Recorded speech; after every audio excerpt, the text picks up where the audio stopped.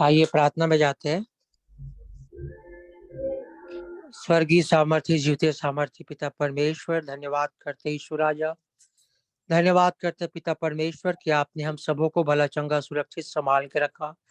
धन्यवाद करते हैं पिता परमेश्वर कि आपने हमारे लिए एक जरिया बनाया पिता परमेश्वर शेखर अंकल को, कि आपके वचनों को हम समझ सके पिता परमेश्वर, आपके वचनों के रहस्य को हम जान सके पिता परमेश्वर। पिछले कुछ दिनों से हम आपके रहस्यों को जान रहे हैं पिता परमेश्वर, समझ रहे हैं पिता परमेश्वर। धीरे धीरे करके हमें अपने वचन के भेद के भंडारी बनाइए पिता परमेश्वर। हे ईश्वर राजा, प्रार्थना करते हैं आज भी आप अपने वचनों के माध्यम से आपके स्वर्गीय राज्य की भेद भरी बातों को हमारे ऊपर खोलिए पिता परमेश्वर। शेखर अंकल को आपके हाथों में देते हैं पिता परमेश्वर, उनके स्वास्थ्य को, और आज अपने सामर्थ्य हाथों से उनको छुइए और अपने सामर्थ्य उनके वाणी से आप बोलिए पिता परमेश्वर अपने वचनों को ईश्वर राजा, जिसे हम समझ सके पिता परमेश्वर और आपके भेदों के भंडारी बन सके। और जितने लोग जुड़े हैं पिता परमेश्वर, प्रत्येक के हृदय खुल जाने पाए पिता परमेश्वर, ताकि हर एक वचन उनके हृदय में बसने पाए ईश्वर राजा। धन्यवाद करते हैं सारी बातों के लिए पिता परमेश्वर। आगे के हर एक क्षणों को आपके हाथ में समर्पित करते हुए इस प्रार्थना को मेरे एकमात्र प्रभु यीशु नासरी के नाम से मांगता, आमीन। आमीन। God bless you Rupesh for your precious prayer. And Neetu पढ़ेंगे लूका 16:1-12 तक।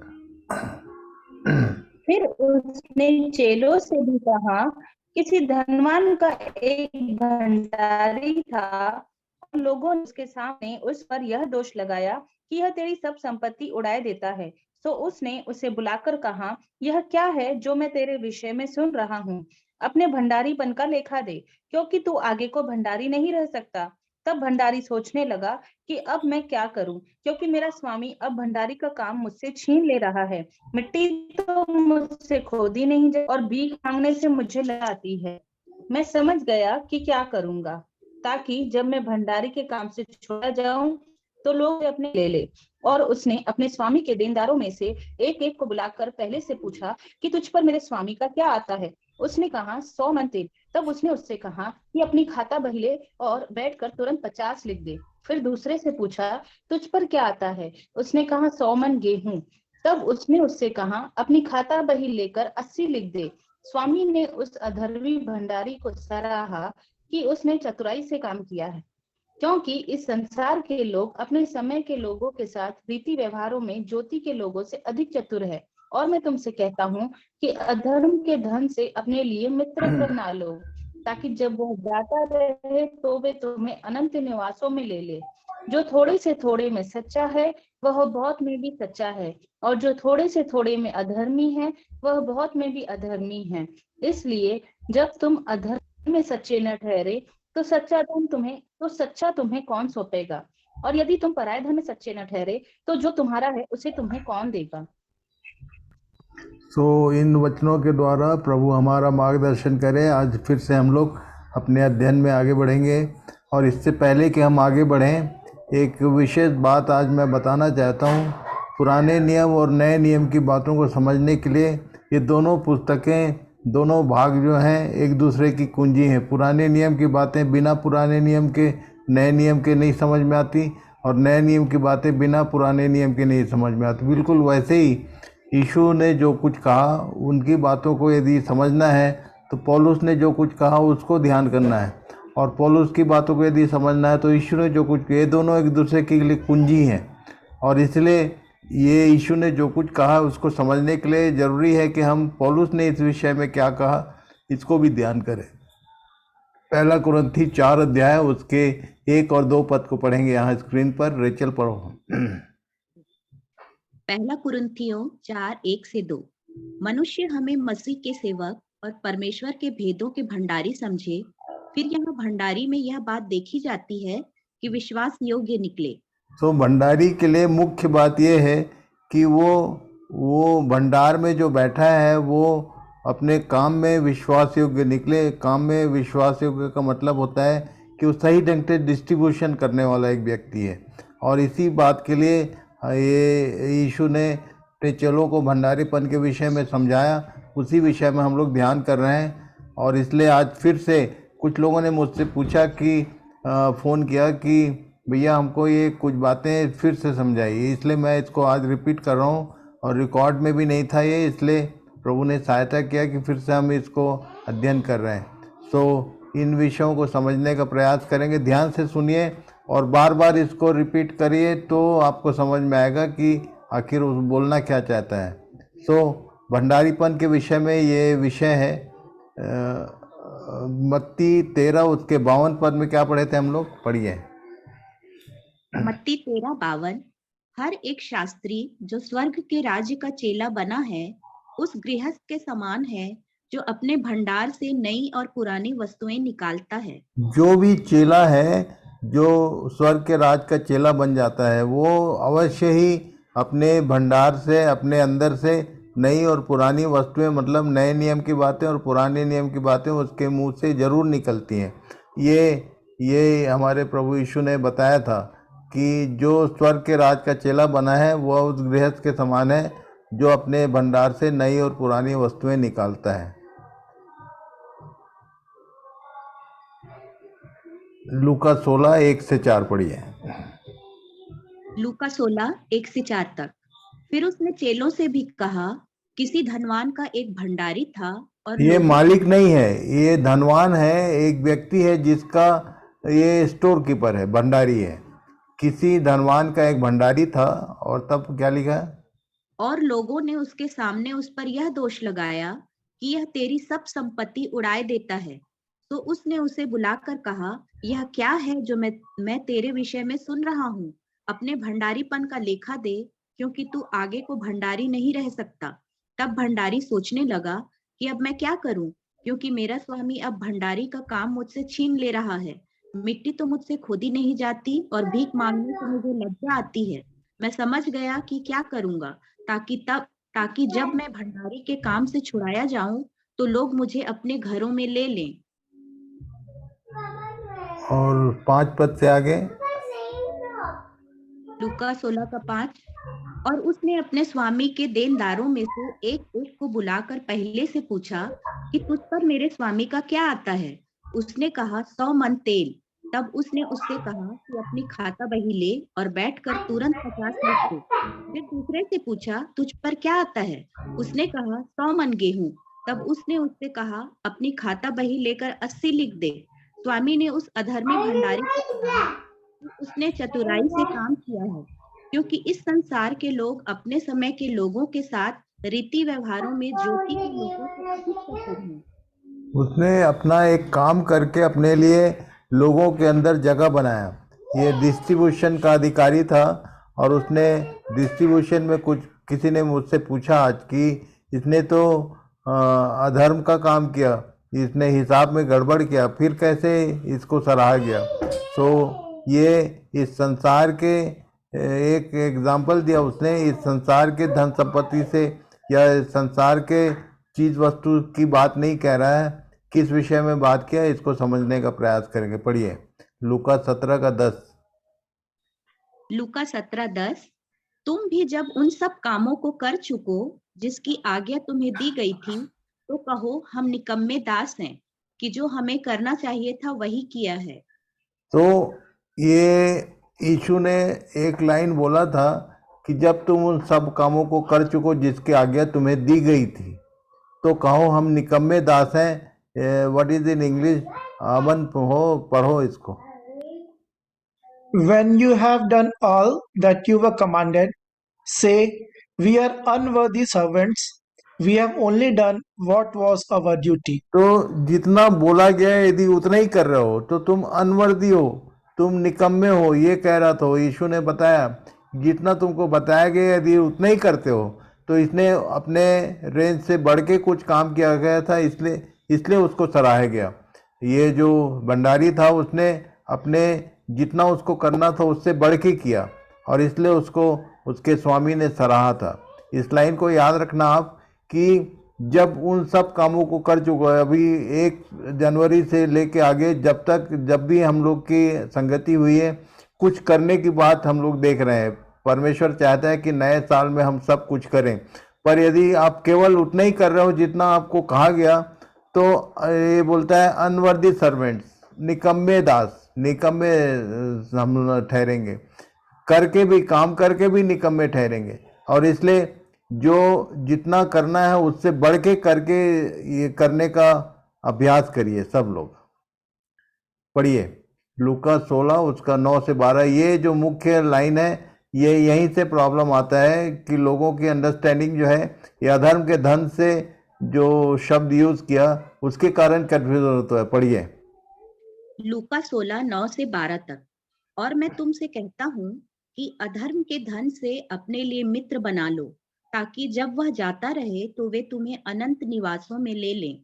जो थोड़े से थोड़े में सच्चा है वह बहुत में भी सच्चा है, और जो थोड़े से थोड़े में अधर्मी है वह बहुत में भी अधर्मी है। इसलिए जब तुम अधर्म के धन में सच्चे न ठहरे तो सच्चा तुम्हें कौन सौंपेगा? और यदि तुम पराये धन में सच्चे न ठहरे तो जो तुम्हारा है उसे तुम्हें कौन देगा? मैंने कल एक एग्जांपल दिया था कि ये जो कैशियर होता है बैंक में, जहां हम पैसे निकालने जाते हैं, सवेरे वो अपने स्टोर रूम से, बार रूम से पैसे निकाल के लाता है, और मैं भी 60-70 लाख रुपए यदि उसके कैश में जिसके ऊपर वो बैठा है उसको डिस्ट्रीब्यूट करना है, तो वो पैसा जो भी उसके पास है वो उसका अपना नहीं है, ये दूसरों के लिए है। जो सही पेपर वर्क करेगा उसको ईमानदारी से सर्व करना है बिना कोई खींचतान किए। और इसलिए ये जो भी उसका डिस्ट्रीब्यूशन की जिम्मेदारी है, वो पूरा जो पैसा जो लेके कैश वो बैठा हुआ है, वो पूरा पैसा उसका अपना नहीं है, दूसरों का है। और इसलिए यदि वो दूसरों को देने में हिचकिचाता है या देने में कहीं कुछ गड़बड़ करता है तो वो अधर्मी ठहरेगा। पर यहाँ पर लिखा है कि जो तुम्हारा है उसकी अपनी सैलरी, उसका अपना पैसा, वो अलग है, पर वो कैश सेक्शन में यदि वो ऑन टेबल बैठा है, ऑन ड्यूटी, तो जो भी उसके पास है वो दूसरों के लिए है। हमको जो भी दिया जा रहा है ये आपका अपना नहीं है, इसको याद रखना। वो हमेशा दूसरों के लिए है, हमारे माध्यम से। We are the outlet. मैं कल बता रहा था कि हम वो सोर्स हैं हम परमेश्वर के राज्य के आउटलेट हैं, जहाँ से दूसरों को स्वर्गीय बातें मिलना चाहिए। और इसलिए यदि आप ये काम नहीं करेंगे तो अधर्मी ठहरेंगे। और इसलिए इसको बहुतायत से करने का है। कैसे करना है इसको समझेंगे। पढ़िए 1 कुरिन्थी 1 उसके 4 और 5 पद में क्या लिखा? 1 कुरिन्थियों 1 4 और 5।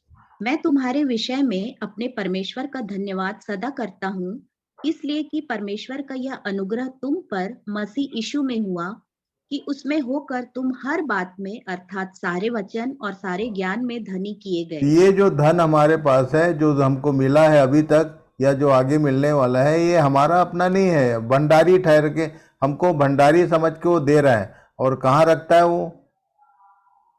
2 कुरिन्थी 4 उसके 6 पद में लिखा। पढ़िए 2 कुरिन्थियों 4 6। हमारे पास यह धन मिट्टी के बर्तनों में रखा है कि यह असीम सामर्थ हमारी ओर से नहीं वरन परमेश्वर ही की ओर से ये ठहरे। हमारी ओर से नहीं है, ये परमेश्वर की ओर से, उसकी दया हुई, उसने हमको अपने समीप आने दिया है। ये उसकी दया है, उसका अनुग्रह है कि उसने हमको इन सब बातों में धनी किया है। और वो भी ये धन हमारे अपने लिए नहीं है, इसके द्वारा वो दूसरों तक पहुंचना चाहता है। पढ़िए नीति वचन 13 का 7।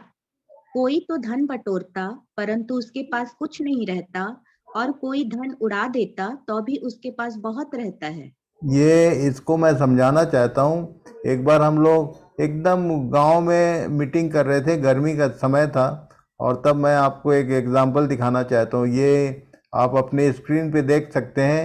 एक गर्मी के सीज़न में हम लोग एक ऐसे जन के ऐसे गांव में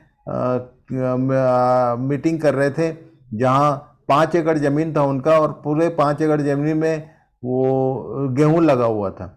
और तब सुबेरे से एक पंप चलते रहता था, 8 इंच का पाइप, और बहुत लंबा चौड़ा, बहुत फोर्स के साथ पानी आता था। हम लोग को नहाने के लिए वहीं जाना रहता था। मैं एग्जांपल देना चाहता हूँ, सब लोग को शायद ठीक से समझ में आएगा कि ये एक कुएं में लगा हुआ पंप था और उससे पानी निकलते रहता था। मैं देखा सुबेरे 7 बजे के आसपास ये चालू होता और 12 बजे तक लगातार ये पंप चलते रहता था। इतनी मोटी धार में ये पानी चल रहा है और पानी कभी भी मैला नहीं होता था, हमेशा से एकदम साफ रहता था। मुझे थोड़ा आश्चर्य हुआ कि ये पानी गंदा क्यों नहीं, क्योंकि कुएं का स्तर यदि नीचे जाएगा तो नीचे कीचड़ होता है। और तब मैं देखना चाहता था, मैं जाके कुएं के पास खड़ा होकर देखा तो उसका लेवल एज इट इज रहता था। प्रभु ने मुझे सिखाया कि बेटा कुछ देख के सीखा। मैंने पूछा प्रभु क्या सिखाना चाहते हैं? उसने बोला ऐसा एक कुआं बनना है, एक ऐसा कुआं ये जिसमें ये जितनी स्पीड से जितनी मोटी धार ये पानी का बाहर जा रहा है उतने ही नीचे से उसको मिल रहा है, इसलिए लेवल बराबर रहता है। तो मैंने पता किया तो पता चला कि उसमें 2-3 सोते हैं कुएं में, नीचे सोता है अंदर, और इसलिए वो दिखता नहीं सोता, पर जिस स्पीड से पानी बाहर निकलता है उसी स्पीड से पानी फिर से वहाँ फिलअप होते रहता है, फ्रेश वाटर आते रहता है, इसलिए साफ रहता था। तो प्रभु ने मुझे सीखने का मौका दिया, उसमें सिखाया उसने कि बेटा एक ऐसा गहरा कुआं बनो जितना तुम निकालोगे, यदि तुम्हारा संबंध उस सोते से है तो हमेशा तुम ओवरफ्लो होते रहोगे, तुम्हारा लेवल कभी नीचे नहीं जाएगा। और ये बात मैंने सीखा है, ये मैं आप सबों को बताना चाहता हूँ। जितना यदि आपका कनेक्टिविटी उसके साथ सही है तो जितना आप बाहर निकालेंगे उतना आपको दिया जाएगा। इसलिए वो कह रहा था कि ये एक ऐसा धन है जिसको जितना बिखराया, वो जितना फैलाओगे वो कम नहीं होता, हमेशा भरपूर रहता है।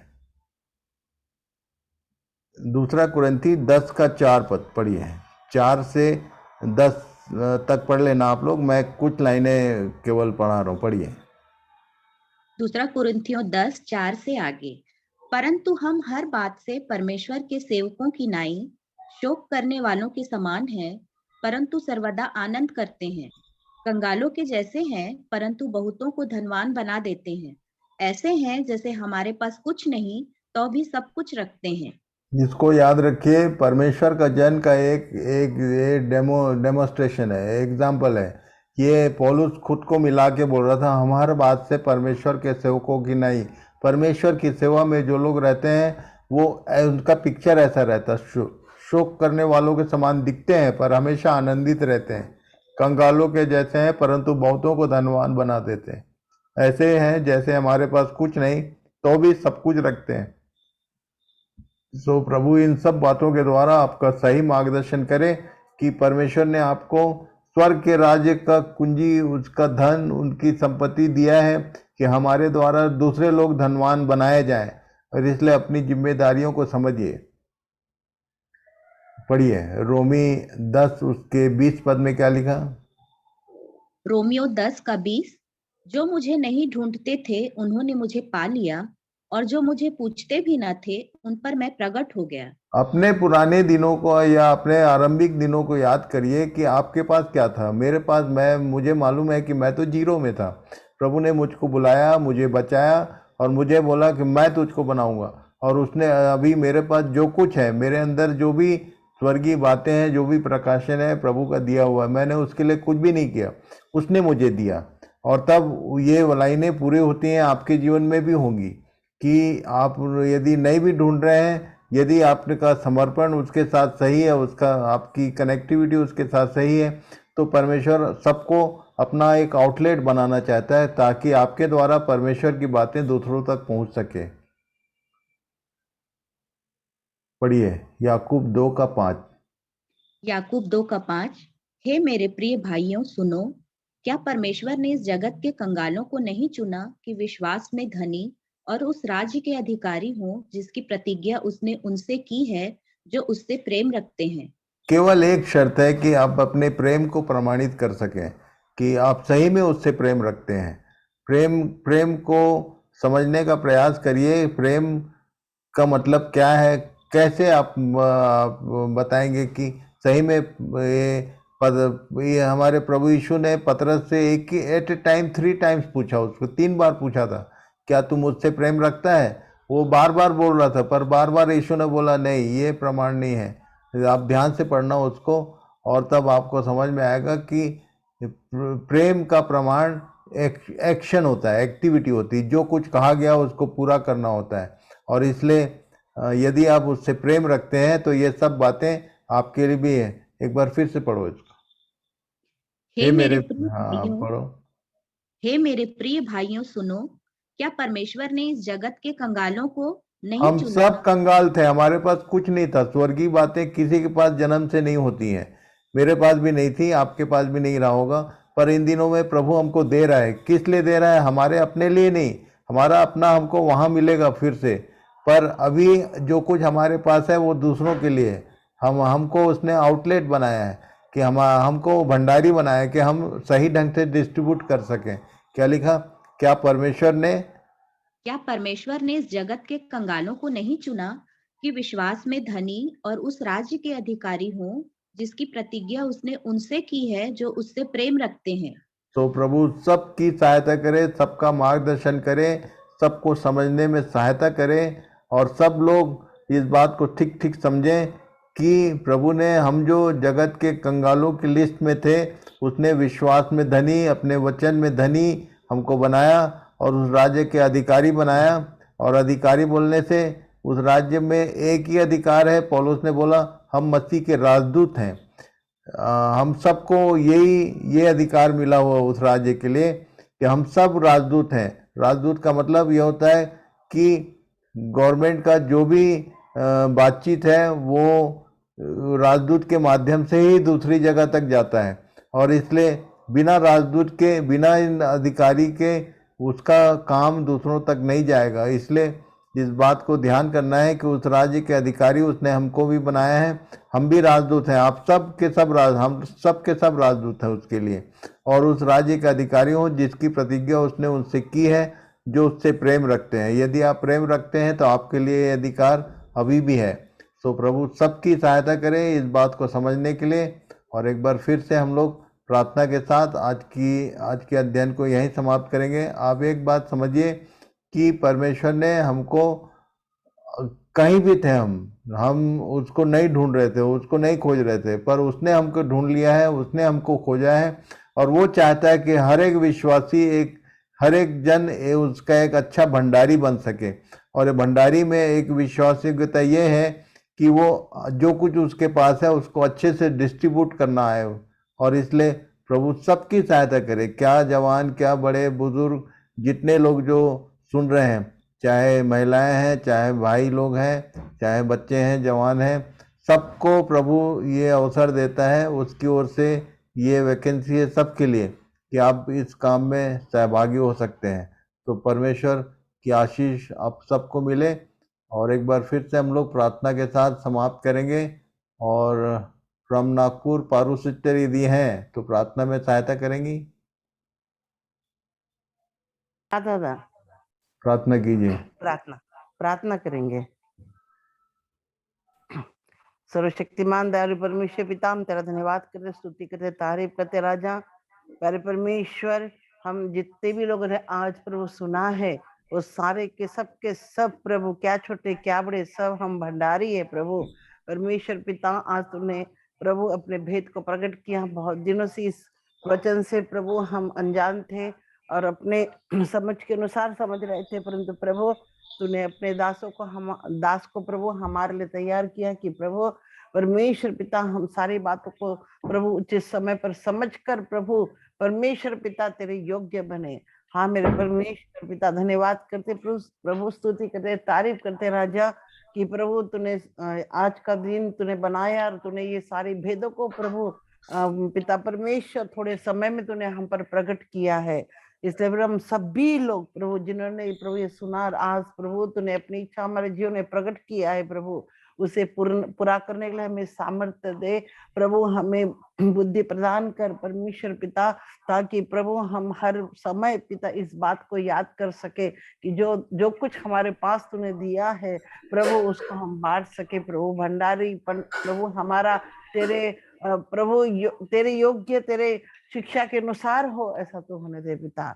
हम सभी लोग फिर से एक बार नए सिरे से प्रभु तेरे समीप आकर प्रभु समर्पण करते हैं, धन्यवाद करते हैं पिता। हमें तो स्वीकार कर और अपनी इच्छा हमारे जीवन में प्रकट कर।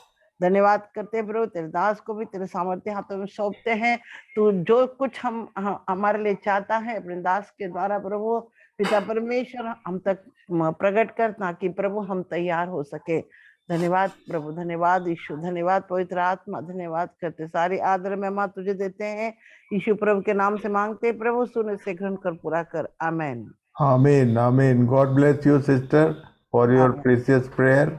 और लास्ट वर्स एक रह गया, रेचल इसको पढ़ दो। ये जो जितने लोग उस पर दोष लगा रहे थे भंडारी पर, यीशु के शब्दों में जो उदाहरण उसने दिया कि ये उड़ा रहा है परमेश्वर का वचन, यदि ये संसार के धन के विषय में नहीं है। यहाँ लिखा है यशायाह 55 उसके 10 और 11 पद को पढ़ लीजिए। यशायाह 55। जिस प्रकार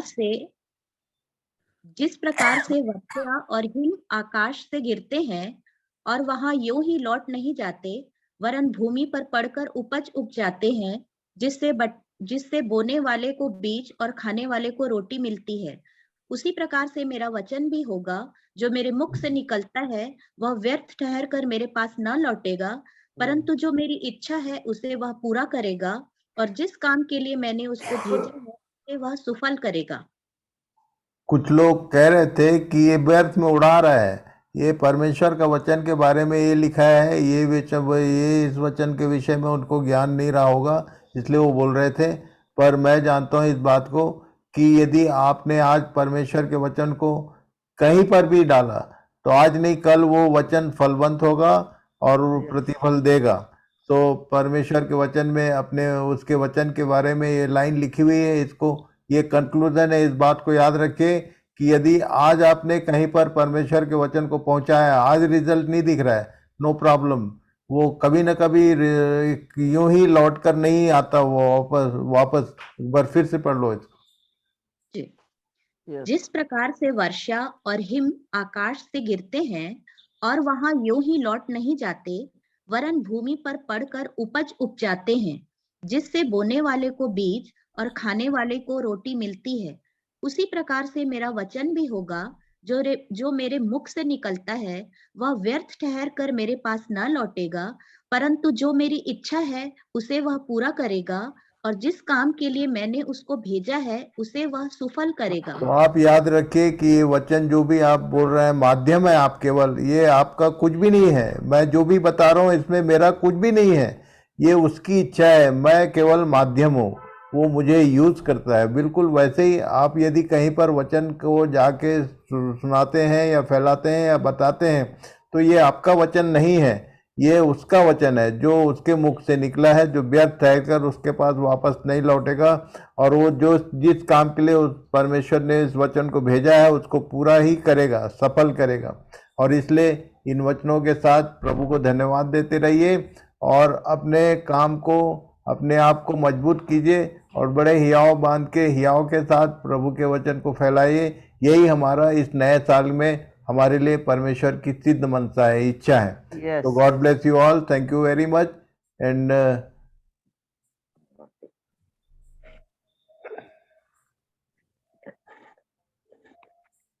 तो प्रभु सबको आशीष दे। एक बार फिर से इन वचनों को थोड़ी देर बाद मैं डालूंगा फिर से, और जरूर इनको सबको रिवाइज कीजिए और ठीक ठीक समझने का प्रयास कीजिए कि परमेश्वर इन वचनों के द्वारा आपसे क्या चाहता है, क्या बताना चाहता है, और इन बातों को शेयर कीजिए।